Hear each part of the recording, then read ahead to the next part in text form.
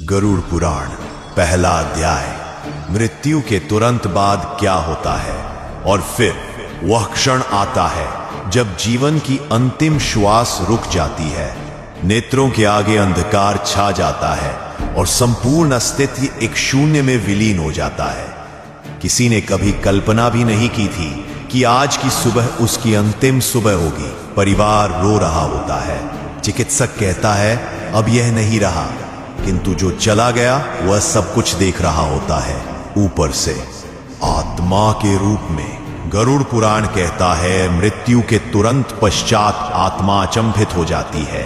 उसे समझ नहीं आता कि यह क्या हुआ।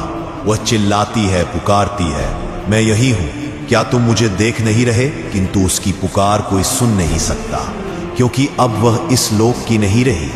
उस क्षण वह जिनसे सबसे अधिक प्रेम करती थी उन्हें छूने का प्रयास करती है, अपने बच्चों को गले लगाना चाहती है, अपनी मां का हाथ पकड़ना चाहती है, परंतु हर बार वह केवल वायु को स्पर्श करती है। और यही होता है मृत्यु का सबसे बड़ा दुख, जैसे जीवित होकर भी मर चुका हो।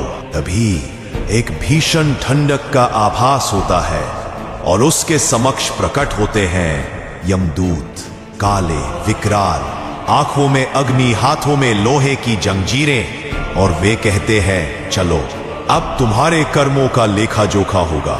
वहीं से आरंभ होती है आत्मा की वास्तविक यात्रा, जहां कोई संबंध काम नहीं आते, ना धन ना नाम, केवल तुम्हारे कर्म जो एक एक अक्षर की भांति ब्रह्मांड में अंकित है।